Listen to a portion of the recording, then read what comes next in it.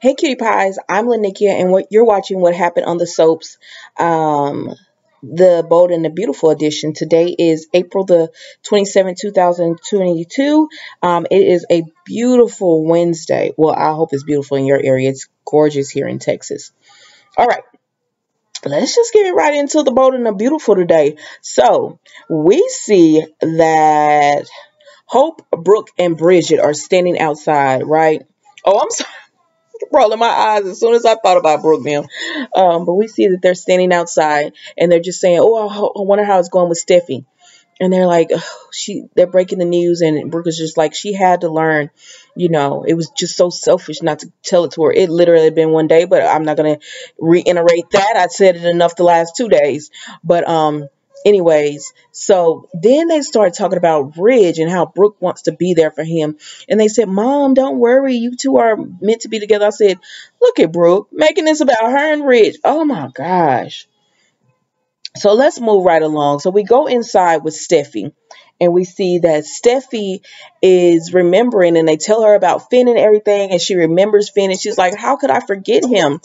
And then they tell her, and she knows he was shot, and she was like, "I remembered him, just to know he was shot." And Steffi just broke my heart because she was just so upset, and it was so sad, and to see her just hurting like that.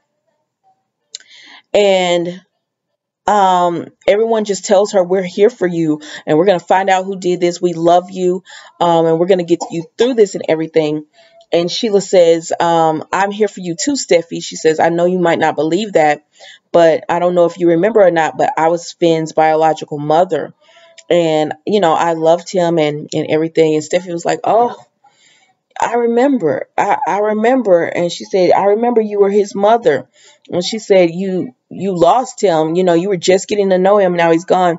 And Sheila just talks about how heartbreaking that is for her, but how Steffi has all the support she needs for her and Hayes. And she's just so sad that Hayes won't get to know his father. And then they all say, "We're going to make him remember," Taylor says, "we're going to make him remember through pictures and just stories and everything. He's going to know who his father was." And so Sheila tells Steffi and the family, I'll leave now. I'll get out of you guys' hair. But thank you for letting me be here." And then she stops at the door before she leaves, and she tells Steffi, "When you saw that I was here, even just me talking to you, you could have told me to get out." But she said, "But you showed me kindness, and I'll never forget that. And you don't know how I'm sorry." And Sheila just kept saying, "I'm sorry. I'm so sorry." But she just tells her, "You showed me kindness, and you acknowledged that I was his birth mother, and how I'm hurting and in pain too." And she was just telling her, I thank you for that kindness, and I'll always remember that and everything." Child, you ain't gonna remember it too long.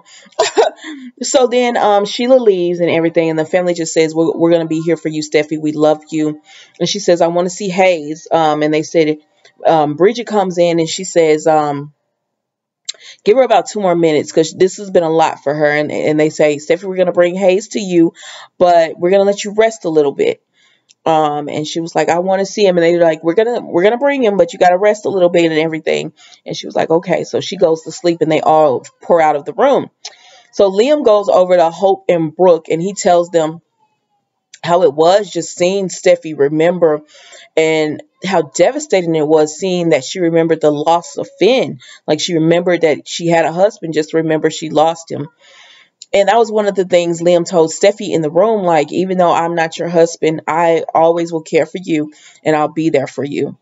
So then we see on the other end, I'm sorry, I was just thinking about how Brooke looked when Liam was just saying he was so devastated. I'm like, I mean, I know why she looking like that, because yeah, he is. This is gonna push him and Steffi together, I believe. Well, I'm not 100%, but I believe it. But so then we see Taylor, Bridget, Ridge, and Thomas. And Bridget apologizes to Taylor for blindsiding her on what they were going to do. You should apologize. That was wrong. I don't care how it turned out and she remembers.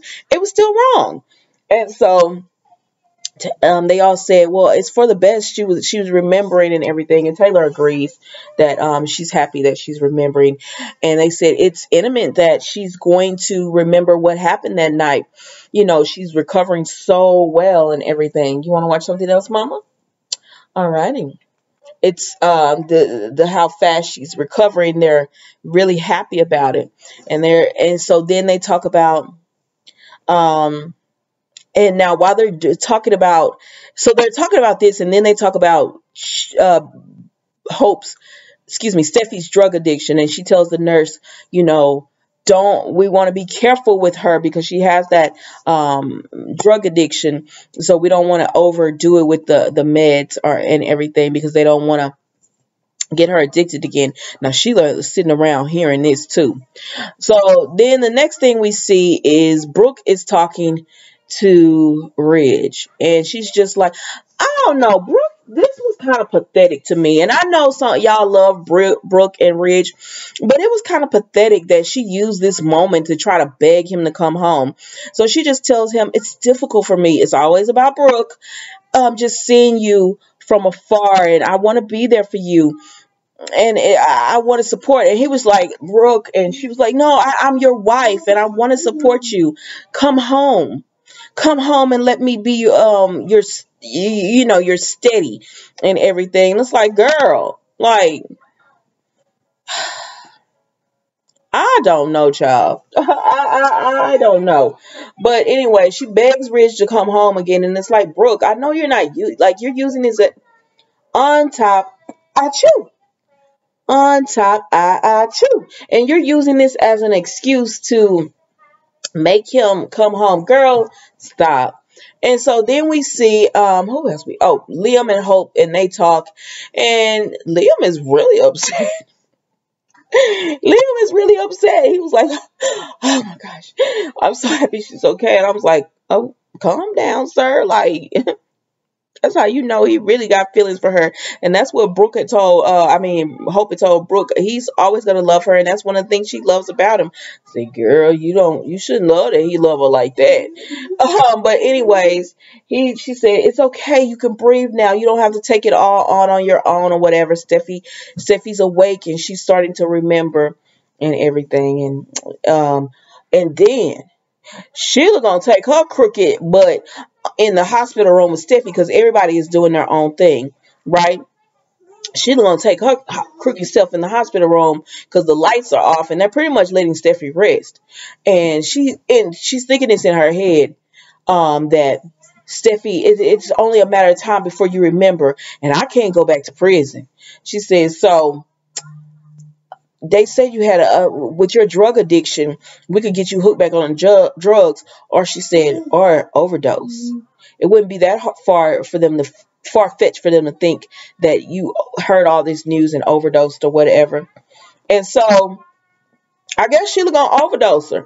And if this happens and Steffi has this overdose, I don't know the repercussions for how Taylor is going to feel and who they're going to blame for if they were to think that Steffi overdosed from hearing the news. Child, this is a mess. But that was the Bold and the Beautiful today, and I will see you guys tomorrow for another edition. Don't forget to like, comment, and subscribe to the channel. Bye.